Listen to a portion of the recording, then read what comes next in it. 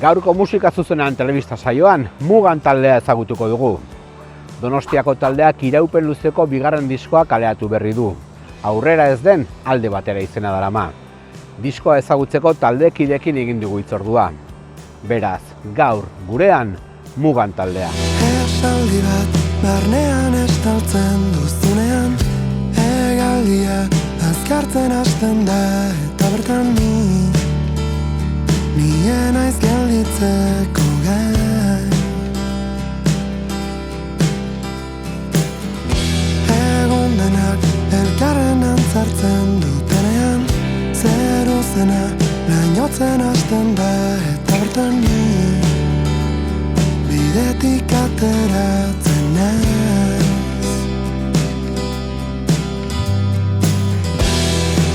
Mugan hasi zen Joseba eta nire artean nire etxean. Hasi ginean gitarra akustikoa eta bajoakin 15 urtekin gauza batzuk probatzen eta lehenengo kantu batzuk probatzen. Eta horra hasi ginean talde bat egin nahian, jendea bilatzen gure inguruan.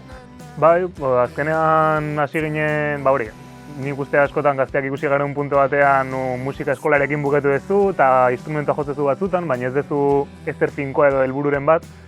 Eta hasi nintzen Paulorekin elkartzen, beste talde famatu gana bestiak jotzeko eta ondo pasatzeko. Eta gero Paulo hasi zen abestiak egiten, eta azkenean gurpila jiretzen hasi zuen, eta honean iritsi da. Hori, esan bezala ez, elkartzen dira lagun batzuk, kresala dantza taldetik eta pixka bat ezagutzen zirela. Eta erresa izan zen, parranda batean, Paulo etorri zitzaidan eta esan zian, taldetxoa juntatzen ari gera, ezakiz zer, bihar gelditu gera nire etxean, animatzen zera? Eta ni gehiago pentsatu gabe, esan nion baietz. Eta pixkat hori, lehenengo ensaio izan zen Pauloren etxean, salan, goratzen naiz, jostailuzko bateria batekin eta pixkat galdetzen edo inguruan eta gero sartu ginen musika eskolako lokal batean. Taldea sortu zanean denok genekanakin hasi ginela eta gero ja hasi ginen pixka zentratzen taldeak edo abesti bakoitzak behar zuen hori ematen. Eta sentitu genuen zegoela momentu batzutan gitarra elektriko baten beharra eta hor hartu nunik eta ikasten eta horra zen nintzen.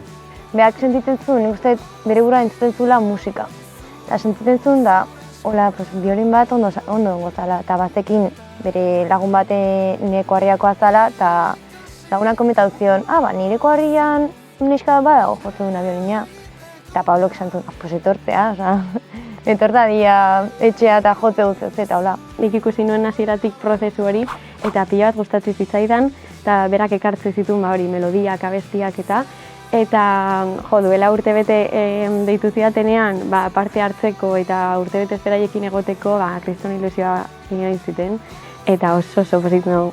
3 kuadrilla edo 3 taldetxo juntatu ginenak, alde batetik Joseba eta ni geunden bajo eta gitarrarekin. Bestalde Marcosek jotzen zuen tromboia orduan, elektrika bendik ez zuen jotzen. Eta Ander, bateria jolea. Eta gero, Garazien Ara eta Eneritz kuadrillako lagunak zian. Eta orduan jotzen zutela etorri zian eta hor hasi zen asuntoa. Eta gero rolak ere aldatu genituen, 2 ahotsa izatetik ahotsa bat izatera pasa ginen, eta koralagoa den zerbait edo egiten nahi gerala uste dut. Pablo Zurutuzaren ekimenetik sortu zen Mugan taldea. Egun, 6 musikariek osatzen dute banda, dagoeneko talde izaera duen egitasmo gaztea. Pablok bazitun ideia finko batzuk, abesti batzuk eginak eta hortikan hasi ginen. Nik uste ez genula gehiegi pentsatzen ere ze musika estilotan edo nundikan joko genuen, inkluso zer nahi genuen, hasiera batean. Eta gelditzen ginela ondo pasatzeko eta soinua, soinu aldetik egon dela evoluzio bat, baina evoluzio natural bat. Hasi ginean azkenean ezagutzen genituen musikariak edo deitzen eta lagunak juntatzen gure etxeetan. Eta gero kantuek markatu dute pixkat taldearen ibilbidea zein izango zen. Ez dugu inoiz guk erabakirik hartu, baizik eta estiloa eratzen junda edo kantuak egiten ditugu nenean. Guk ere ez dakigu inoiz definitzen zein den zehazki, zuk esatezuna folkean oinarritu zen hasiera batean eta gero juntzan popera eta rockera gehiago jotzen, baina instrumentuak mantenduz. baina bai egia da, kanta guztiek dakatena elkarren arteko komunean, nik uste dela melodia, lehenengo gitarrako edo melodia batek hasten du kantua, eta ondoren ja letra ona baldin badakagu edo estribillo on bat baldin badakagu hori badator kantua, eta beti normalean saiatzen gara melodiko, eta holako kutsu hori daukan zerbait izaten.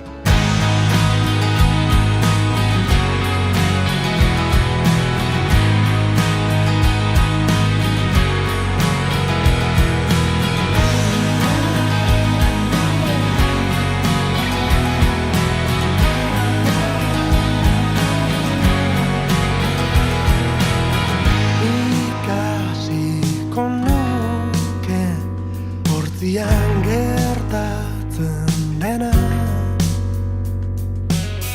bilatzen nauzue, baina ilun nago.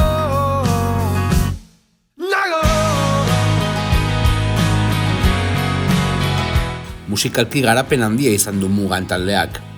Hasierako folk erritmoetatik pop giroetara biratu du bandak. Disko bakoitzean territorio berrietan murgilduz. Bueno, Paulori gustatzen zaio esatea ez pop iluna edo pop rock iluna gustatzen zaio, baino bai, nik uste nabaritzen dela hori. Leheno ere, tromboiak ematen zion beste toke diferenteago bat, eta orduan ezin definitu eta folk, ezkenekin oso ondo nola erantzun. Eta nik uste hemen pixka bat definituagoa doala dena, badauka hori pop, iluna, ez dakit oso ondo deskribatzen duen iluna hitzak, baino bai, hortikoa doa, eta hori jarraitzen du ekitzen gitarraren, esaten duzun hori ez, gitarraren presentzia, gitarraren balore hori, hortikan datorren zerbait izaten dela iaia beti, eta hortikan gainean gehitzen doazen kapa guztiak eta... Bai, osea, nik uste hasiera baten, hori genekala folk estilo pixkat gehiago, ze genezkan baliabeak ebaitzean, pues, sonatzen zuna, genekanakin, baina ja igual estudio baten sartzeala, pedal batzu dazkatzula lokal baten saiatzeko, igual horrek matizkizu aukerak, soinu berriak lantzeko, eta baita denbora gehiago almazade musika lantzen, azkenen ez da improvisatzeakoan genekan soinu berdina. Horren arira dena dela erreferentzia kontu bat. Hasiera batean gure referentziak eta batez ere Pablorenak ziren Donostialdean egiten zen pop, folk, amerikano, britaniko horren arian, eta gero taldea ez zen jungean inean, bai Pablo konposaketatik eta gero guztiok bilatu dugun soinua izan da beste referentzia batzuei bideratuta pop rock estilo zehatzago bat praktikatuz. Egia da, pop rock edo estilo hortan badagola gaur egun Euskal Herrian mugimendu asko eta gu horietako bat ere bagerela. Baina hori esandakoa, Mugan dijoa prozesu batean, lanketa batean eta ez dugu jakingo urrengo diskoa edo zein izango den, orduan, ate guztiak irekita eta aurrera. Disko berria debuteko diskoaren segida dela esan daiteke. Bidean bizitako musika esperientziak batu dituzte bertan. Kantu ederren bila jo dute, kantuak erdigunean jarriz. Disko hau izan da lehenengo diskaren ajea. Gure ametsa betutze horretan genitu lehenengo aurreikuspen batzuk edo, eta ametsa horiek betetzen dituzun heinean, joten zera gauza batzuk ikasten, beste batzuk ikusten, beste batzuk konturatzen, eta gauza asko oso onak dira, baina beste batzutan desilusionatzen zera, eta horrelako beldurrak eta kontu osazten dizkezu buruari, eta kantu hauek, berri hauek, bigarren disko kantu hauek hitz egiten dute prozesu guzti hortaz, lehenengo diskoaren prozesu guzti hortan bizitako musika esperientzia hauetan, gehien bat. Azkenean Pauloa makina bat abestiak egiten, eta denbora guztian daka buruan hori ez, ideia ezberdinak eta hori dator lokalera eta esaten du, dakat buruan abesti bat eta hasten da jotzen eta pixkat ideia bat egiten ez, maketilla bat bezala egiten eta egia da laburra dela, baina Mugan zer den ere bai ondo erakusten duen proiektu bat. Aurten 5 urte ingo ditugu ustez jotzen eta elkarra ezagutzen gara gero eta gehiago, eta aurkitu dugula bakoitzak gure tokia taldean eta zeinak uki behar duen zer esan anon, eta uste dut oso gustora gaudela danak nabaritu dugu diskonen grabaketan, eta oso momentu polita izan egala talde bezala, eta oso ilusionatuta gaudela, esan. Askotan gero entzute ditut, beste pertsona batzuen edo beste proiektu batzuen abestiak, eta jo, ze letra ona edo ze ahots polita edo ze produkzioa, baina nik uste adibidez Muganen guzti hori badagola, baina Muganen esentzia diala abestiak. Nik uste Pablo dakan gaitasuna abestiak egiteko eta nik uste ezberdin egiten ditula eta hori somatzen dela. Uste dut lehenengo diskoa zela gehiago gitarra oso aurrean zeukan zerbait, eta igual bestea gitarraren akonpainamendu bat izan zitekeena, eta bigarrena bai dela gehiago talde disko bat izan daitekeena, ez? Edo normalean zailago egiten zaigu gitarra akustiko batean bakarrik defenditzea kantu berri hauek.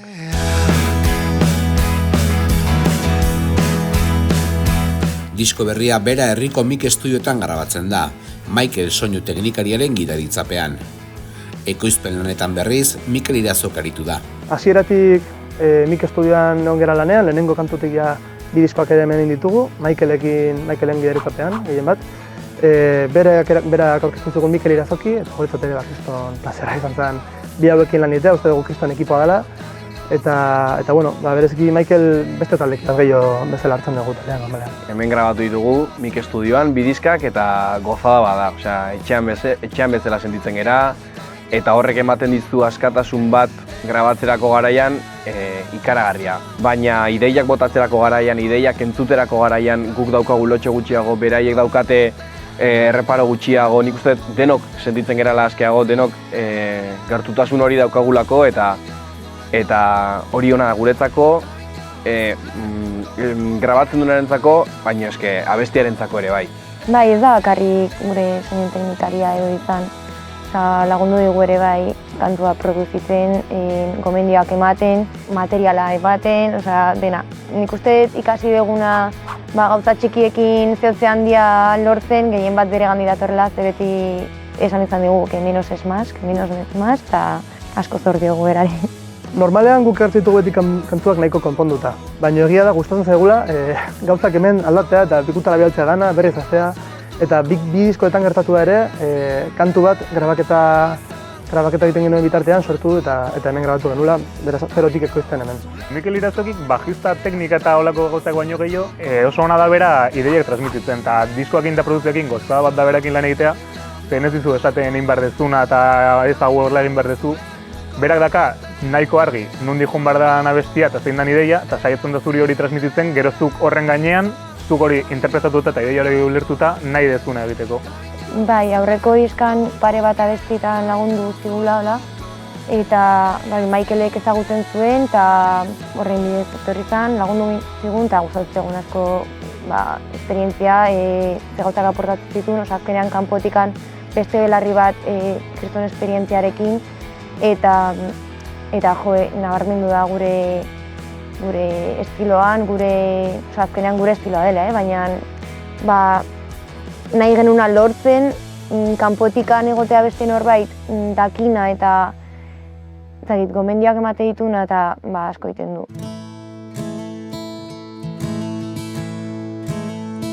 Urakura bezala dena bostitzean, bapatean agertzen zara goizaldean,